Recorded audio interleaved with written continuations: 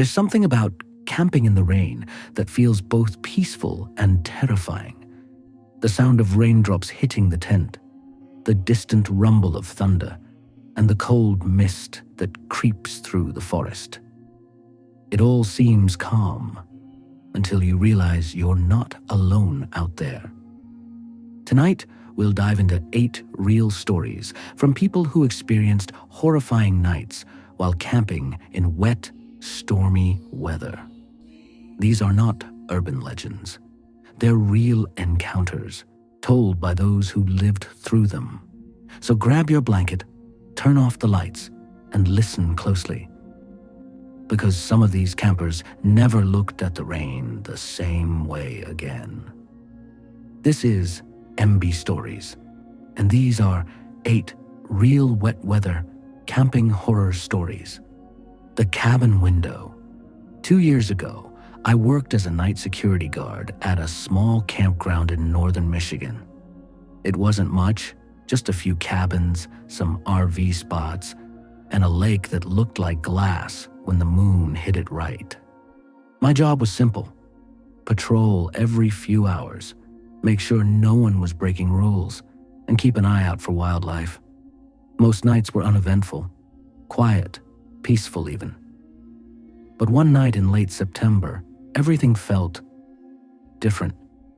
The temperature dropped fast, and fog rolled in from the lake, thick enough that I could barely see my own boots. Around midnight, I drove the golf cart past Cabin 12, an older, rarely rented cabin tucked deep in the trees.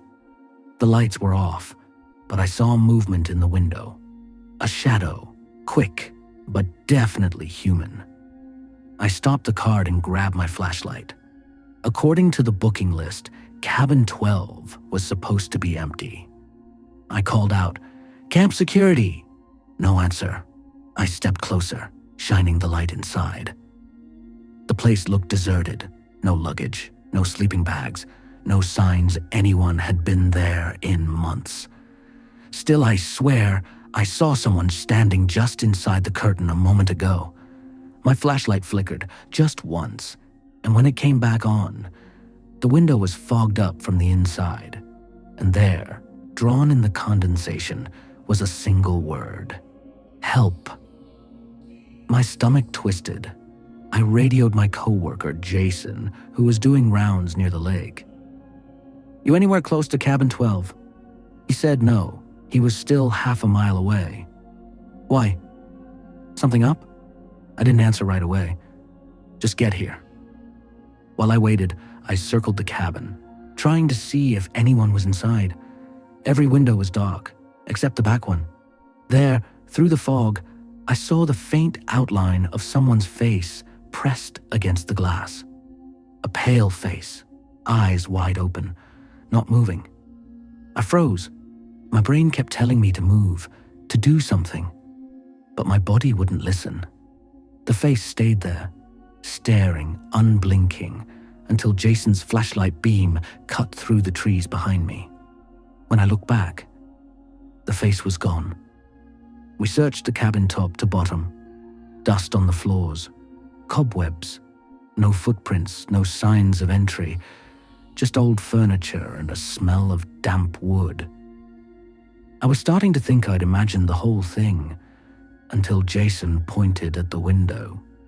There in the dust on the sill were finger marks, fresh ones, 5 clear fingerprints, dragging downward like someone had been trying to hold on from the inside. We left the cabin and locked it up, reporting it to the park manager the next morning. He just shook his head when we told him what happened. "That cabin," he said quietly, "used to be the caretaker's house. His daughter disappeared one winter night. Nobody ever found her. Locals say she still looks out that back window when it gets cold, waiting for her father to come back. That was my last season working there. And every time I drive by that part of the woods, I swear I still see a pale face at the window, waiting. The flash of lightning. I used to love camping during storms. There was something calming about the rain against the tent and the sound of thunder rolling across the sky. It made me feel small but safe, like nature was putting on a show just for me. That was before the night at Maple Ridge 3 summers ago. I went with 2 friends, Josh and Tyler. The forecast said light rain, but by the time we set up camp, the sky had already turned black. The rain came in sheets, and thunder echoed off the valley like cannon fire. We didn't care. We were laughing, talking, telling ghost stories, while lightning lit up the forest every few seconds. Around midnight, the rain slowed down, and we all decided to get some sleep. Josh and Tyler were in one tent. I was in mine, just a few meters away. I remember lying there, half asleep, when a bright flash of lightning hit. For a split second, the entire forest lit up. And in that moment, I saw someone standing just beyond the trees. It wasn't one of my friends. The silhouette was taller, thinner, perfectly still. I sat up, heart pounding, waiting for another flash. It came 5 seconds later. The figure was gone. I told myself it was a trick of the light, my brain playing games.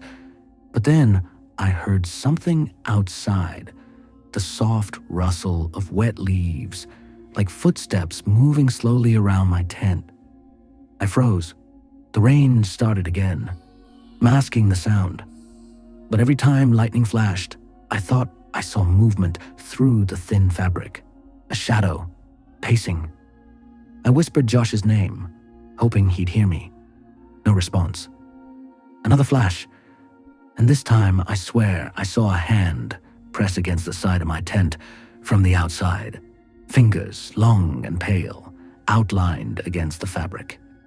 I screamed. The thunder hit immediately after, shaking the ground. When I looked again, the hand was gone. Josh and Tyler came running. They thought I was losing it. We checked the area with flashlights. Nothing, just rain and mud. But as we walked toward the tree line, lightning struck again, and we all saw it. A figure standing between the trees, maybe 30 feet away. It didn't move, didn't run, just stood there, watching us. Then, total darkness. We didn't wait. We packed everything we could carry and ran to the truck. We didn't even speak until we were halfway down the trail. The storm raged behind us, and every flash of lightning reflected off the rearview mirror, like someone was walking along the road behind us. When we went back the next morning to get what we left behind, there were footprints in the mud near my tent. Bare footprints. But the strange part was, they were leading toward the forest, not away from it. And at the edge of the trees, the prints just stopped, like the person had disappeared into the ground. I haven't camped during a storm since. The abandoned campsite. I work as a park ranger in northern Oregon, mostly during summer when campers flood the trails.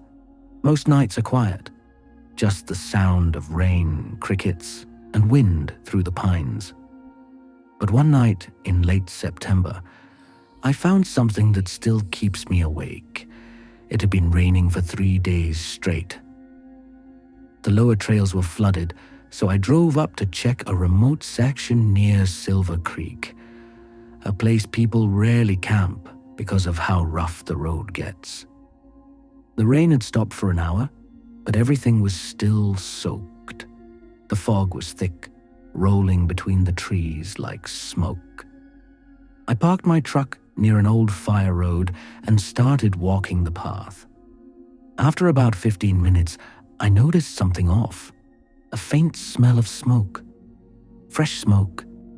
I followed it until I came across a small clearing. That's when I saw the campsite. There was a tent, green, medium size, half collapsed under the weight of the rain. a fire pit still smoking faintly, embers glowing red beneath the wet ash. Around it were 2 folding chairs, a cooler, a lantern still on, and a mug filled halfway with coffee. It looked like whoever was here had just stepped away, but no one was there. I called out, "Park Ranger! Anyone here?" No answer, just rain dripping from the trees. The weird part was, everything looked perfectly normal. Food neatly packed, sleeping bags inside the tent, even a phone charger plugged into a small power bank, still blinking. It was like someone had vanished mid-conversation. I checked for footprints. There were some, but the rain had washed most of them out. Still, I could see a few going toward the edge of the woods. And then nothing. They just stopped about 10 feet from the tree line. Protocol says to report any abandoned camps to the station, so I radioed it in. They told me to wait until morning for backup. I decided to stay in my truck nearby, just in case the campers came back. Around 2 a.m., I woke up to the sound of something, a voice, maybe, outside. It was faint, like a whisper carried by the wind. I stepped out, flashlight in hand, and aimed it toward the clearing. The lantern was still glowing, but now the tent was gone. Completely gone. The ground where it stood was flattened, wet, but empty. No drag marks, no tire tracks. Just gone. The only thing left behind was the coffee mug, still sitting by the fire pit, filled halfway, rainwater mixing with what was left inside. We searched the area the next morning. No sign of anyone, no tent, no bags, no gear. The power bank, which I know I saw blinking, wasn't there either. I filed the report, same as always. But a week later, one of the other rangers said something that made my blood run cold. He told me that the same campsite, same model tent, same setup, had been reported abandoned 3 years earlier, in almost the exact same spot. Except that time, the tent wasn't empty. There were still people inside. The whisper in the rain. It happened 2 years ago, when my friends and I decided to go camping near Pine Hollow, a quiet area we'd been to many times before. It was supposed to be our last trip of the summer before everyone went back to work. There were 5 of us. Me, Jake, Lauren, and the twins, Mason and Eli. The forecast said light rain, but that didn't stop us. We set up camp around 6 p.m., near a stream that ran down from the mountain. By 9, the rain had started, soft at first, then heavier. We built a fire anyway, cooking dinner and laughing as the smoke fought against the wind. Everything felt normal, until the fire began to die and the forest grew darker than usual. The rain was falling hard by midnight, so we all retreated to our tents. I shared one with Jake. The sound of water hitting the nylon made it almost impossible to hear anything else. We talked for a while, then eventually drifted off. Sometime later, I don't know how long, I woke up to a voice. At first I thought Jake was talking in his sleep, but when I listened closer, I realized the voice was coming from outside. It was faint, almost drowned by the rain, but I could make out the sound of a woman crying softly, the kind of crying that sounds like someone trying not to be heard. I shook Jake awake. "Do you hear that?" He frowned, listening. Then his eyes widened. "Yeah, what the hell is that?" We both froze. The voice was right outside the tent now, maybe 2 or 3 feet away. Between sobs, we heard words, broken sentences. "Help. Please, it's so cold." Jake reached for the flashlight, but I grabbed his wrist. "Don't," I whispered. Something about that voice didn't sound right. It wasn't just sadness. It was hollow, like someone pretending to cry. For a few seconds, everything went quiet again. Then we heard the crunch of footsteps in the mud, slow, dragging steps circling the tent. The crying had stopped, replaced by a low humming sound. I couldn't tell if it was a song or just noise. Then from directly behind us, a whisper so clear it felt like it was inside the tent. "Can I come in?" Jake yelped and unzipped the flap just an inch, shining the light outside. Nothing. Just the rain. No footprints, no shape, no one standing there. He zipped it shut again, pale and shaking. We didn't sleep the rest of the night. Around 4 a.m., the rain finally slowed, and the forest went dead quiet. No crickets, no wind, nothing. Then we heard it one last time, a faint whisper from across the stream. "Thank you for listening." The next morning, we checked the area. There were no footprints anywhere near the tent, just smooth, untouched mud. But by the stream, where the voice came from last, we found something. A small white ribbon tied around a branch, soaked but clean, like it had just been placed there. Lauren went pale when she saw it. She told us about a woman who had drowned herself in that very stream years ago after getting lost during a storm. Locals say sometimes when it rains hard enough, you can still hear her crying, asking to be let in. The flooded trail. Last spring, my brother and I went camping in the Cascade Mountains. We'd been planning the trip for months, waiting for the snow to melt enough so we could reach our favorite trail. A narrow path that ran along an old logging road and ended at a small lake hidden deep in the trees. The forecast said there'd be rain, but we were prepared for that. What we weren't prepared for was how fast the weather would turn. By the second night, the rain became relentless.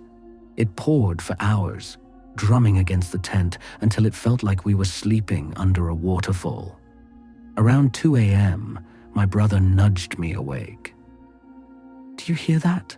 he whispered. I thought he meant the storm, but then I heard it. A strange splashing sound, heavier than rain. We unzipped the tent just a little, and my stomach dropped.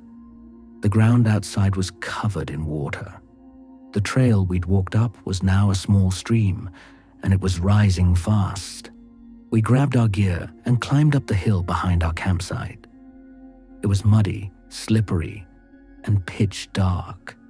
The beam of the flashlight kept catching on the rain, making it hard to see more than a few feet ahead. We finally found a dry patch under a thick tree and decided to wait until daylight. That's when we saw the light. At first, it looked like someone else's flashlight moving through the forest, a soft white glow bobbing between the trees. We thought maybe another group was trapped like us, but then we realized it wasn't moving normally. It wasn't bouncing with footsteps.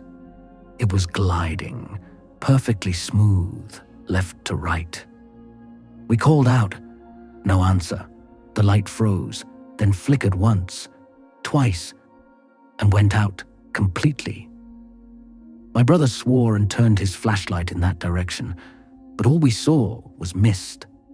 A few minutes later, we heard something new, a voice, faint, almost lost in the rain. "Follow the trail." It was a woman's voice, calm, almost too calm for what was happening.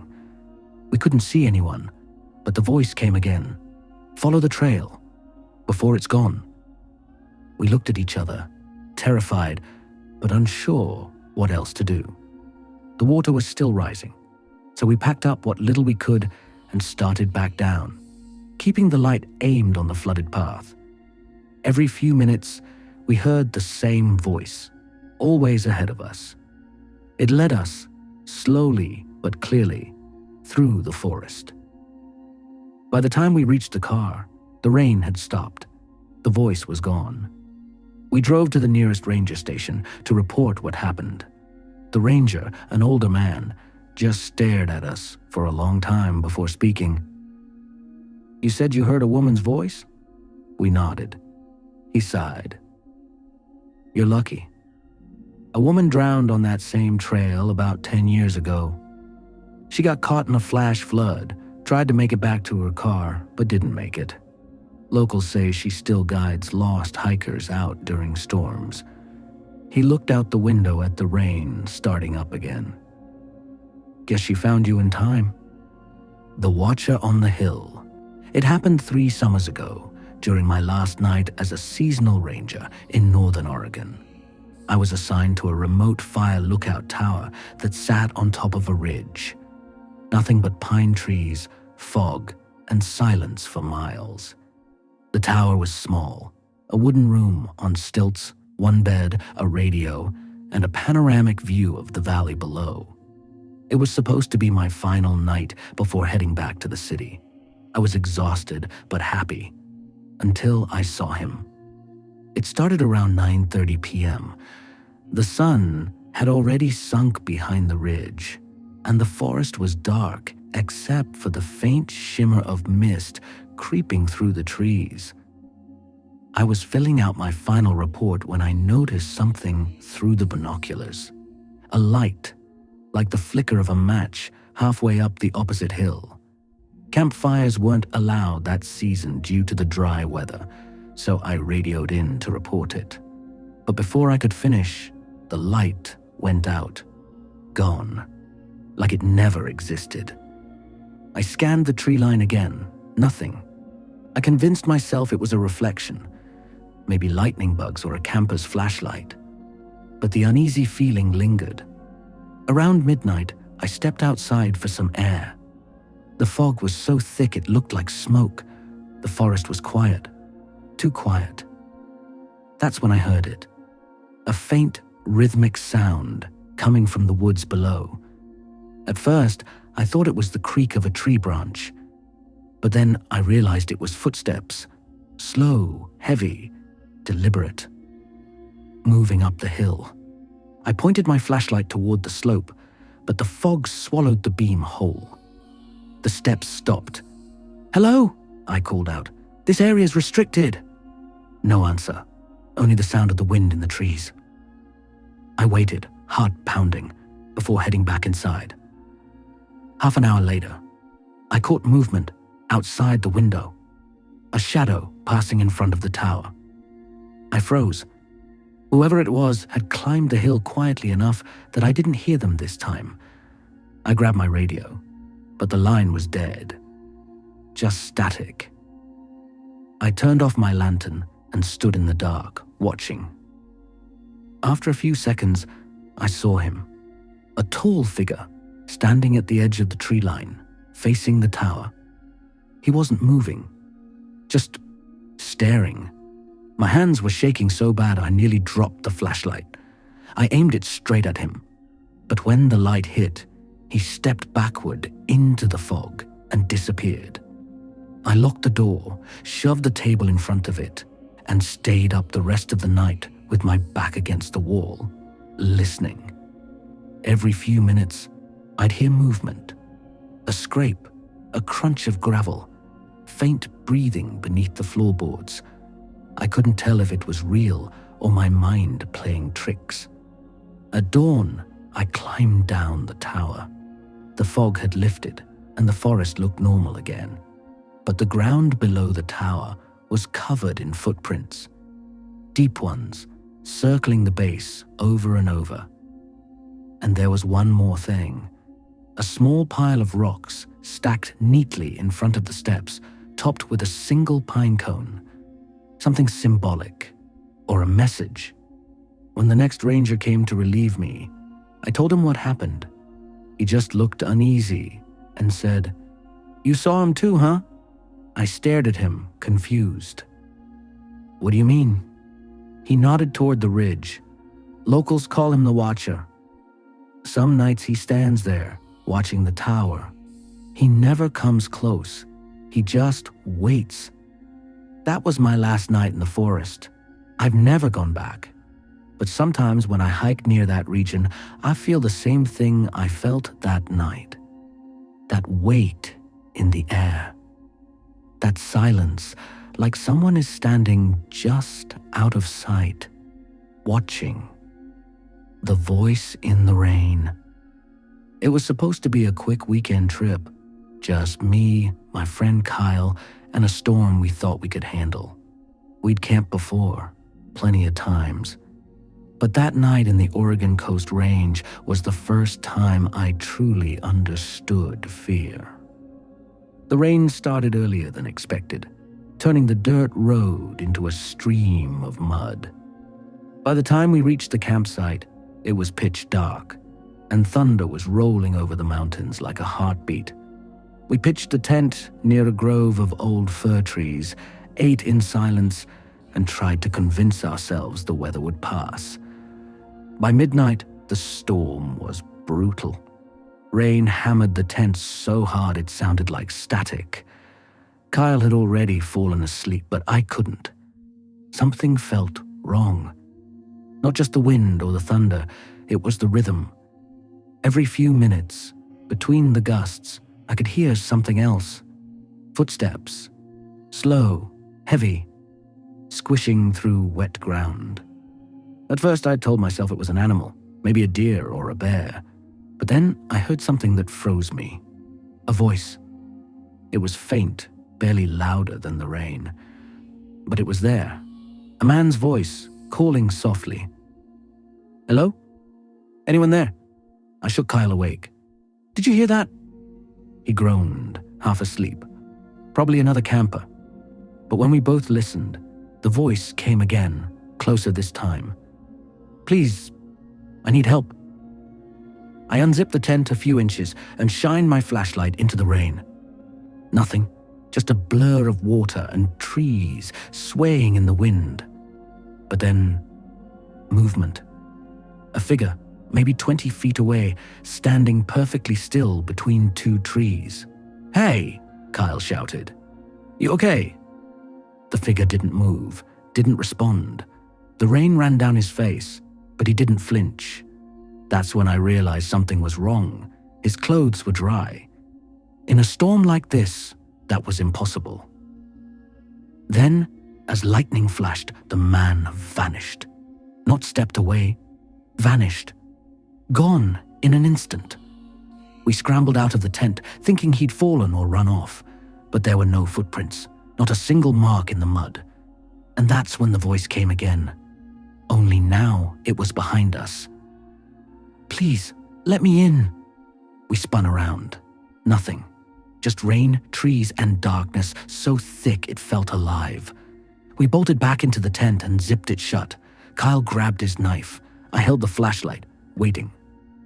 Minutes passed, then hours. The rain never stopped, but every once in a while, I'd hear the same voice whisper through the storm, always just outside the fabric of the tent. "Please, let me in." At dawn, we packed up fast and left.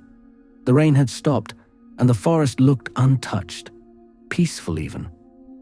But when we reached the edge of the trail, Kyle stopped me. He was staring at the mud behind us. There were footprints, bare feet, dozens of them. They circled our tent, over and over, and then led off into the trees, toward nothing. That was 3 years ago. I haven't camped since, but every time it rains, I swear I can still hear that voice in the distance. Soft, desperate. "Please, let me in." The lights beneath the lake. I used to think camping by the lake was peaceful. That was before I saw what was under the water. Last fall, I spent a rainy weekend at Lake Alden, a small, isolated spot tucked deep in the Pacific Northwest.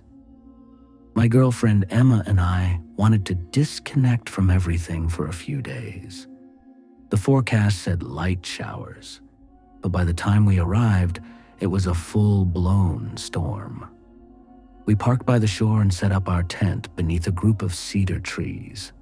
The lake looked almost black under the gray sky, rippling with rain. That first night, Everything felt normal. We cooked, talked, laughed about the storm.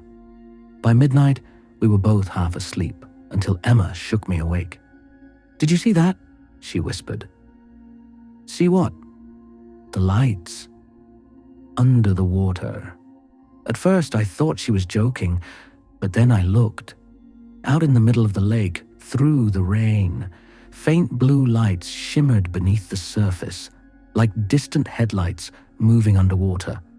They weren't reflections.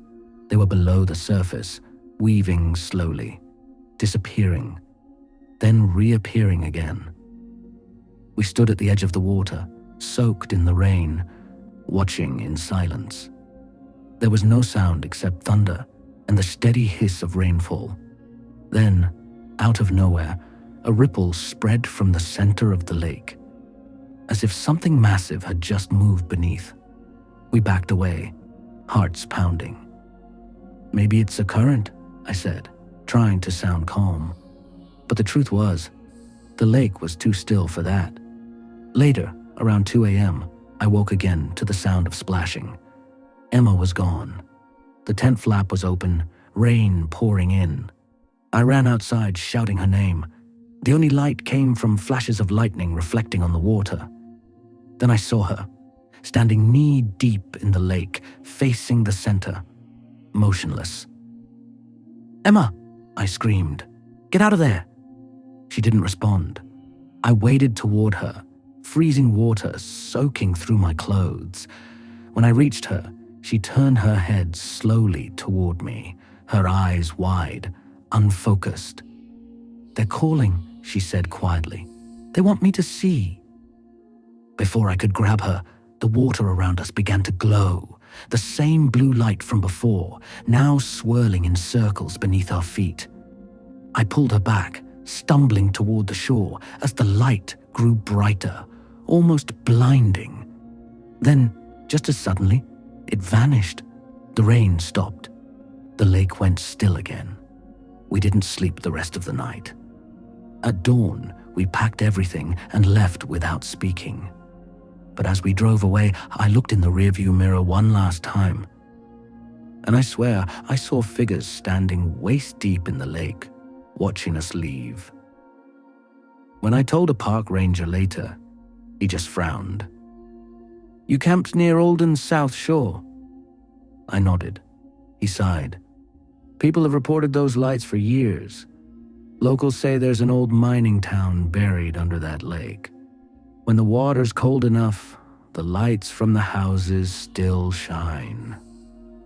That was the last time I ever camped near water, because now, every time it rains and I hear the wind over a lake, I can almost see that blue glow again, waiting beneath the surface, like something still alive down there. If there's one thing these stories remind us of, it's that nature isn't always the scariest thing out there. Sometimes what waits beyond the rain and darkness is far worse than any storm. Thank you for watching MB Stories. If you've ever had a strange experience while camping or during a storm, share it in the comments. Your story might be featured in the next episode. Stay safe out there. And remember, the rain can hide more than just thunder.